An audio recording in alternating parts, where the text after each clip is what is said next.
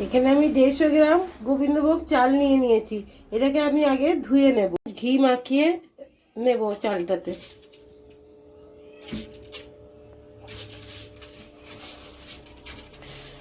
কিছুক্ষণ আমি রেস্টে রাখবো। আমি 1 লিটার দুধ নিয়ে নিয়েছি, বসিয়ে দিলাম। দুধ তুলে রাখলাম। এটা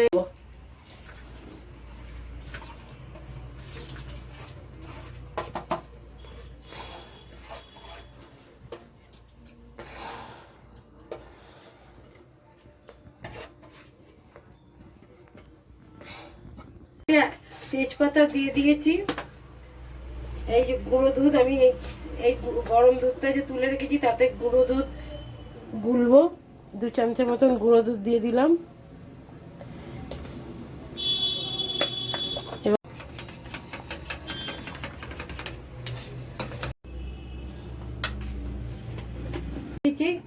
কিছু ড্রাই ফ্রুট ভেজে নেব। কড়াই ঘি দিয়ে দিলাম।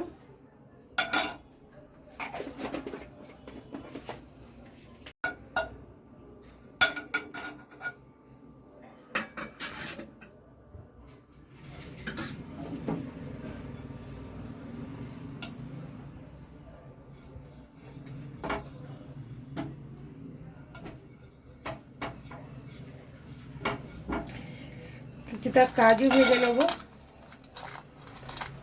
এখানে আমি কাজুগুলো ভাঙাই নিয়েছি।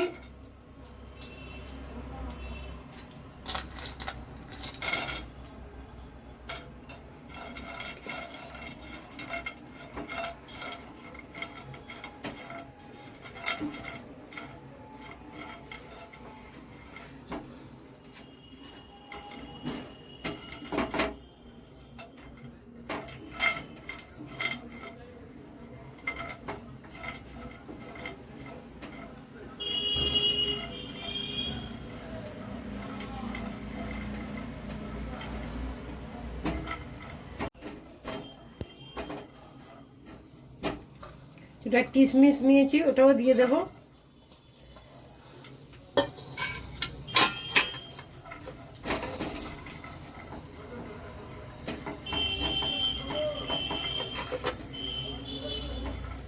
কিশমিশটা আমি ভেজে নিয়েছি, এবার আমি এটা এতে দিয়ে দিলাম।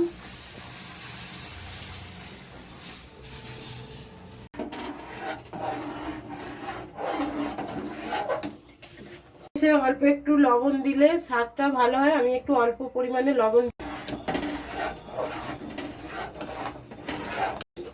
এখানে আমি এই পাটালি গুড় নিয়ে নিয়েছি, এটাকে আমি গুঁড়ো করে নেব। 200 মতন আছে। গুঁড়ো দুধটা গুলে রেখেছিলাম, ওটা আমি দিয়ে দিলাম।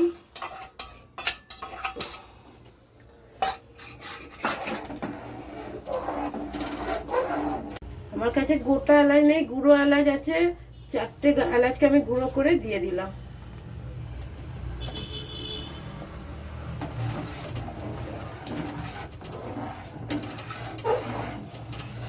হয়ে গেছে। এবার আমি গ্যাসের ফ্লেমটা বন্ধ করে দিয়ে পাটালি গুড়টা দেব।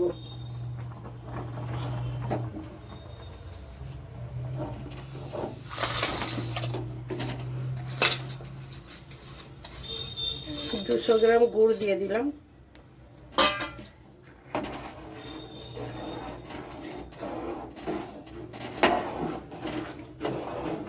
গুড়টা গলুক, 5 মিনিট পর আবার দেখাচ্ছি। বন্ধুরা, পায়েসটা কত সুন্দর হয়েছে, কত সুন্দর কালার হয়েছে। এই যে আমি বাটিতে সার্ভ করে তুলে রেখেছি।